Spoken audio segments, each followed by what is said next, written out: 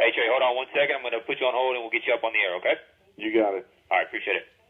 Tart cherry juice that is used by many NFL teams, including the Super Bowl champs. It's great for recovery after workouts, better sleep, etc.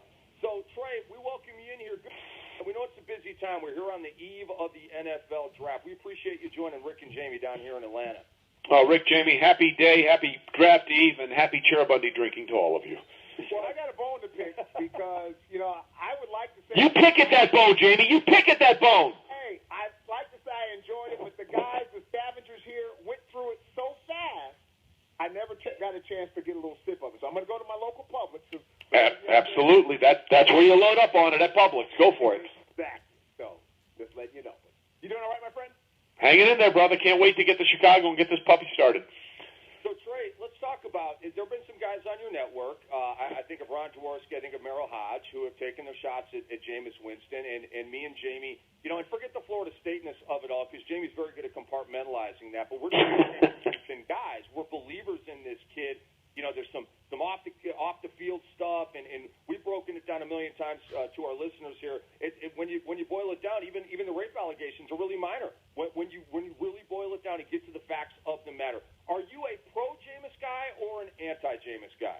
Well, let me say this. Anytime there's a rape allegation, I don't want to categorize that as minor in any way, shape, or form. That needs to be vetted fully and taken care of. So as far as that goes, here's my issue with Jameis Winston, okay?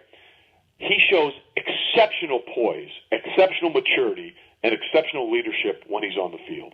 I mean, you listen to him talk to his team. You listen to the way he rallies his team around him. It's phenomenal. It's Andrew Luck-like. It's what you want. And then all these stupid things that happen away from the field are the exact opposite of that. And that's the quandary, and that's, I think, the issue when you break down Jameis Winston. Because if you are taking him number one overall, if you are taking him in the first round as a quarterback, you are essentially saying to your franchise, this is the face of who we are. This is our guy. This is the guy who's going to lead us. This is the guy we're going to market effusively. This is the one we're going to put out there for our corporate sponsors. This is the guy who's going to be in charge of men much older than him in that locker room. And you have to be comfortable with every single aspect of it in this day and age.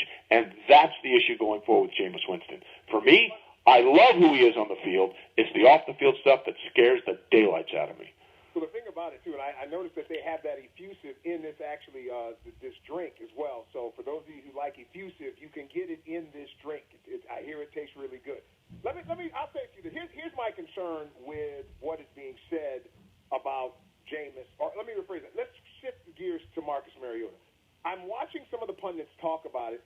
I'm just amazed at how comfortable they could be with touting Marcus Mariota as a guy who's never taken 3-step, 5-step, 7-step drops, and just thinking overnight you can just do that and learn that like it's just some easy trait. When history has shown us clearly with all of these spread quarterbacks, there's a gestation period of at least a couple of years before they can actually get to where they're decent. Now, what they did with Cam Newton, they hedged their bet. They put him in shotgun 50% of the time, and then they let him run under center, and that worked for them. They did the same thing with RG3. But to just so quickly dismiss the difficulties in 3-step, 5-step, 7-step, and having that indoctrinated into your system, it's surprising a little bit to me, Trey. I don't disagree with you, and I think that's a legitimate concern. And let's take it one step farther. Why is everyone saying Mariota is the reason that Oregon's offense was so successful?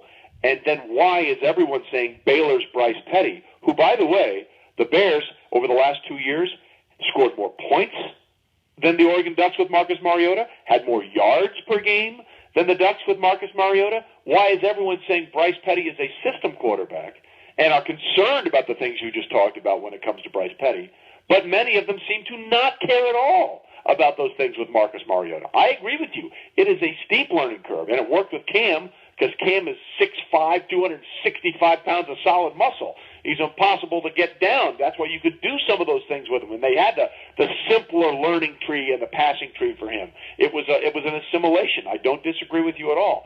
I think it's very interesting. I think they fall in love with him because of what happened at Oregon and because he has the cleanest slate of anybody on this board in terms of character concerns. But you're right. In terms of pure football analysis, that is a hurdle that Marcus is going to have to climb.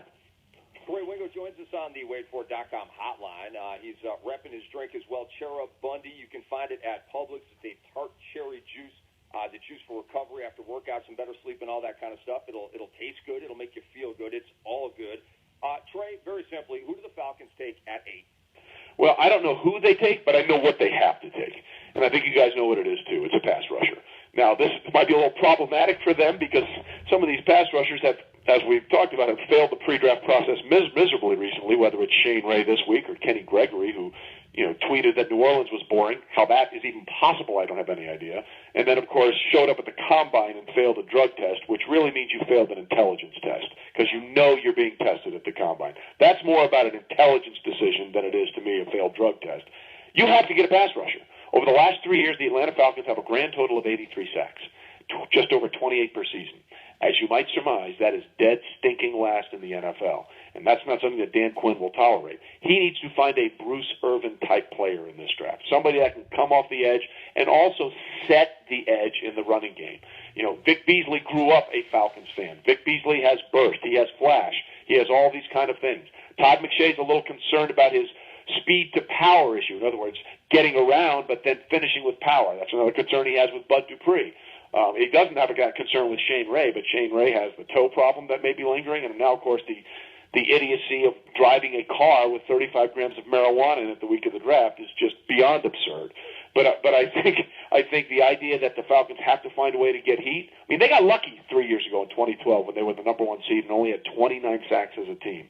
The last 2 years, it's been terrible. They have got to find a way to turn them. Giggling at the. Oh, at least he went all in. I love Nate, and he's changed his life completely. At least he went all in. I think we're talking like 500 pounds for Nate. And I'm not talking about his weight. I'm talking about the weight of the dope he had in the van. Twice, by the way. Trey, we appreciate it, bro. Enjoy the draft. Safe travels up to Chicago. You got it, man. 7-day challenge at Cheribundi.com.